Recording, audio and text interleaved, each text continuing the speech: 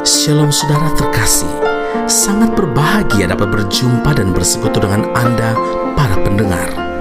Mazmur 57 ayat yang kelima, aku terbaring di tengah-tengah singa yang suka menerkam anak-anak manusia, yang giginya laksana tombak dan panah, dan lidahnya laksana pedang tajam.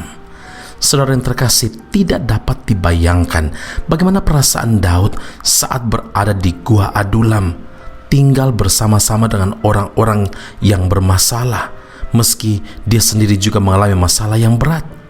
Tapi Daud tidak komplain, Daud tidak marah pada Tuhan, Daud tidak terpengaruh situasi orang-orang yang ada di sekitarnya. Mata Daud terus terarah kepada Tuhan, karena dia tahu bahwa tidak ada seorang pun yang sanggup menolong dia, karena hanya Tuhanlah yang sanggup menolong, melepaskan, membebaskan. Mazmur 57 ayat yang kedua, kasihanilah aku ya Allah, kasihanilah aku, sebab kepadamulah jiwaku berlindung, dalam naungan sayapmu aku akan berlindung sampai berlalu penghancuran itu. Saat berada di Gua Adulam inilah Daud terus membangun imannya dengan membangun persekutuan dengan Tuhan, sekalipun situasi tidak mendukung, saudara. Di kala pagi, saat orang-orang mungkin masih tertidur dengan nyenyak, Daud bangun dan bermazmur bagi Tuhan. Mazmur 57 ayat 8 hingga ayat 10, hatiku siap ya Allah, hatiku siap, aku mau menyanyi, aku mau bermazmur. Bangunlah hai jiwaku, bangunlah hai gambus dan kecapi, aku mau membangunkan fajar. Aku mau bersyukur kepadamu di antara segala bangsa, ya Tuhan. Aku mau bermazmur bagimu di antara suku-suku bangsa.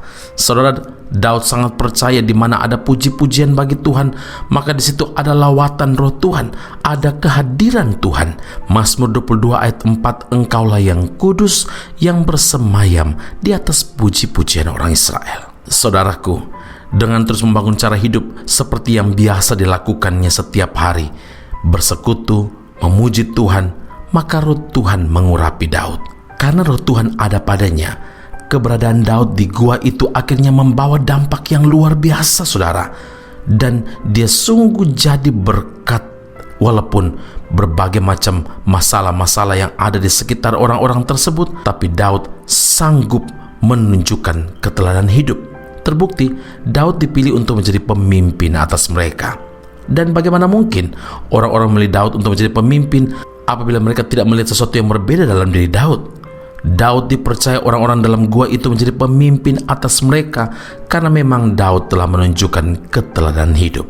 Karena itu ingatlah saudara, hidup kita pasti akan berdampak bagi orang lain apabila roh Tuhan bekerja di dalam kita. Itu adalah buah dari persekutuan yang karib dengan Tuhan setiap hari.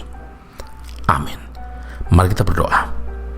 Bapa di surga, terima kasih Tuhan Yesus untuk firman Tuhan bagi kami hari ini, dan Daud menjadi teladan bagi kami semua ketika kami menghadapi tantangan hidup yang ada, ketika kesulitan itu ada, dan bahkan orang-orang di sekitar kami pun menghadapi kesulitan-kesulitan dan kami ada bersama-sama dengan mereka.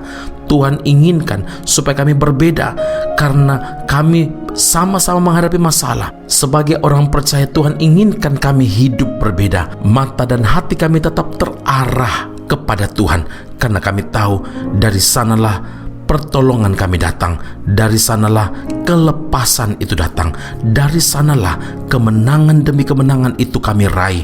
Bahkan berkat yang menjadi bagian kami pun kami terima.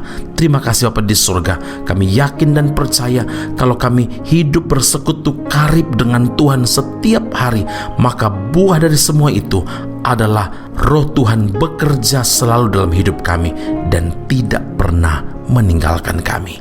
Puji, hormat, kemuliaan bagi Allah yang hidup. Terima kasih Tuhan Yesus. Terima kasih Roh Allah. Kami berdoa bersyukur memuliakan nama-Mu dalam nama Yesus, Tuhan dan sandaran jiwa kami. Kami berdoa. Amin. Tuhan Yesus memberkati Anda. Sampai jumpa. Keep on growing and never give up.